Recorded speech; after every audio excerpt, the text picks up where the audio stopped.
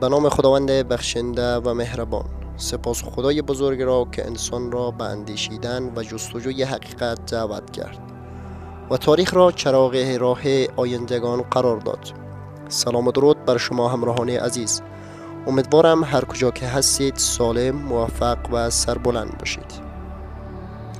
امروز می‌خواهیم سفر متفاوت داشته باشیم. سفری به دل سرزمینی که هزاران سال تاریخ، تمدن و رمز و راز را در دل خود جای داده است. افغانستان را بسیار با جنگ و ناامنی میشناسد، اما کمتر کسی میداند که این سرزمین یکی از کهن‌ترین مراکز تمدن جهان بوده است. در زیر خاک این سرزمین شهرهای خفته اند که روزگار مرکز علم، تجارت و فرهنگ بودند. در میان کوههای آن بناهای استاده اند که پس از صدها سال هنوز دانشمندان را شگفت زده می کنند. در این ویدیو 4 راز بزرگ و شگفت‌انگیز افغانستان را بررسی می کنیم. برخی از آنها بر پایه اسناد تاریخی و باستانشناسی هستند و برخی دیگر روایات محلی اند که نسل به نسل نقل شدند. هر جا موضوع افسانه باشد آن را به روشنی بیان خواهیم کرد. اگر به تاریخ، رمز و راز و داستان‌های واقعی علاقه دارید، تا پایان این ویدیو با ما همراه باشید. راز اول، شهر گمشده آی خانم.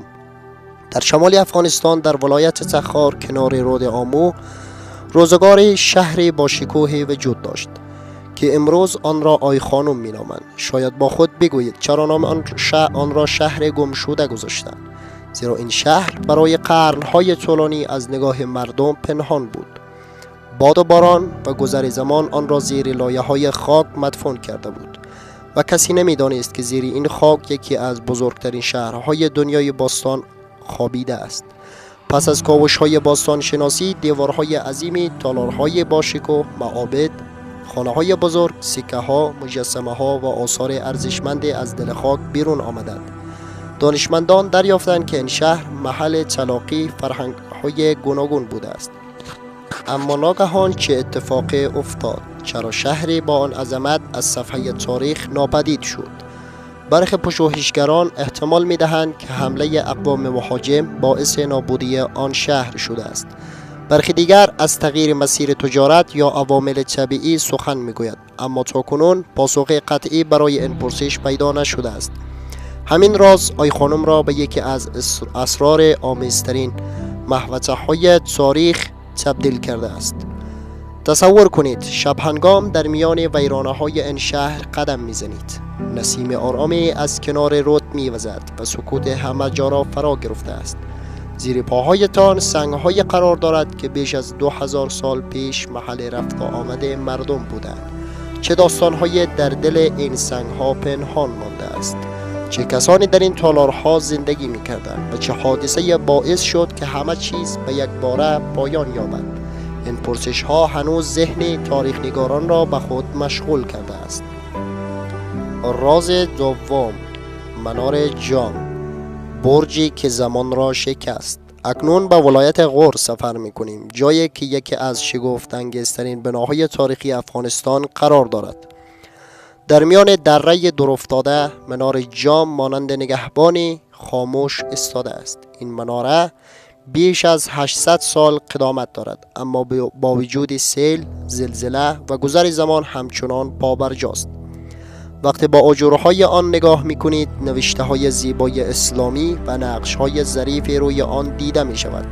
آثاری که نشان می‌دهد معماران آن زمان تا چه اندازه در هنر و مهندسی مهارت داشتند. اما پرسش اینجاست چگونه چنین بنای بلندی در منطقه کوهستانی ساخته شد؟ چگونه بدون ماشین‌آلات امروزی این همه آجر و مصالح به آنجا منتقل شد؟ مورخان باور دارند که این مناره در دوران حکومت غوریان ساخته شده است، اما هنوز همه جزئیات ساخت آن روشن نیست. سالهاست که سیلاب‌ها اطراف مناره را تهدید می‌کنند، اما این برج تاریخی همچنان ایستاده است.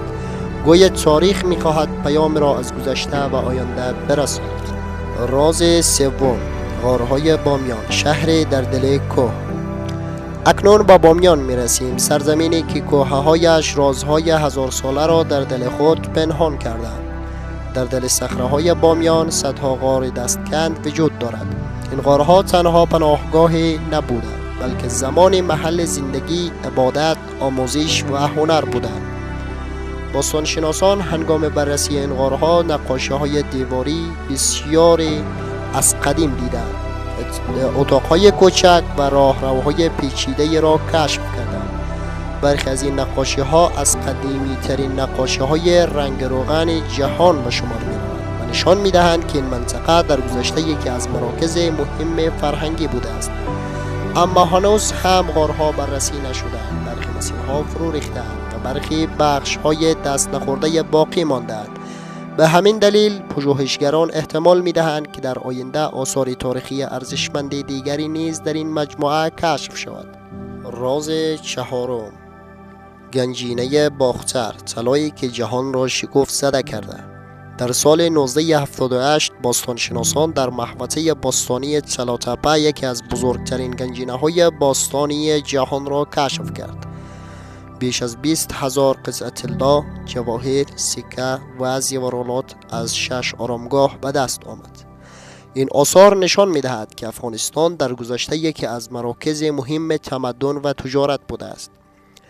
پس از آغاز جنگ‌ها بسیاری نگران بودند که این گنجینه برای همیشه از بین رفته باشد، اما سالهای بعد مشخص شد که بخش بزرگی از آن به صورت مخفیانه نگهداری شده و حفظ شده است. بزرگترین راز این گنجینه آن است که آیا هنوز آثار ارزشمند دیگری در زیر خاک افغانستان پنهان مانده؟ بسیاری از باستانشناسان معتقدند که پاسخ مثبت است. راز پنجم، شهر زیرزمینی بامیان. برخی پژوهشگران معتقدند هنوز بخش‌های از تونل‌ها و اتاق‌های زیرزمینی اطراف غارهای بامیان به طور کامل بررسی نشدند. روایت‌های محلی از راهروهای سخن می‌گویند که غارها را به هم متصل می‌کردند، اما همه این روایت‌ها با شواهد باستانشناسی تأیید نشده است. همین ناشناخته بودند بامیان را به یکی از اسرارآمیزترین مناطق تاریخی افغانستان تبدیل کرده است. راز ششم، شهر سوخته‌ای که هنوز همه رازهایش را نگفته است. در نقاط مختلف افغانستان بقایای شهرهای باستانی دیده می شود که بر اثر جنگ، آتش سوزی یا گذر زمان ویران شدند. باستانشناسان هنوز در تلاشند بفهمند چرا برخی از این شهرها ناگهان متروک شدند. آیا جنگ علت اصلی بود یا تغییر مسیر رودخانه‌ها و راه‌های تجاری؟ راز هفتم، معادن پنهان افغانستان. افغانستان دارای ذخایر بزرگ مس، آهن، لیتیوم، زمرد، لاجورد و سنگ‌های قیمتی است. سال‌هاست کارشناسان درباره ارزش این منابع صحبت می‌کنند. پرسش مهم این است که چه مقداری از این ثروت هنوز کشف یا استخراج نشده است. پاسخ دقیق هنوز روشن نیست و پژوهش‌ها ادامه دارد. افغانستان فقط سرزمین کوه‌ها نیست، سرزمین رازهاست. هر کوه، هر غار و هر ویرانه شاید داستانی را در دل خود پنهان کرده باشد که هنوز کسی آن را نشنیده است. به نظر شما عجیب ترین راز افغانستان کدام بود؟ اگر راز دیگری میشناسید در بخش نظرات با ما و دیگران به اشتراک بگذارید. اگر از این ویدیو لذت بردید لایک کنید، کانال را با دیگران هم اشتراک گذاری کنید.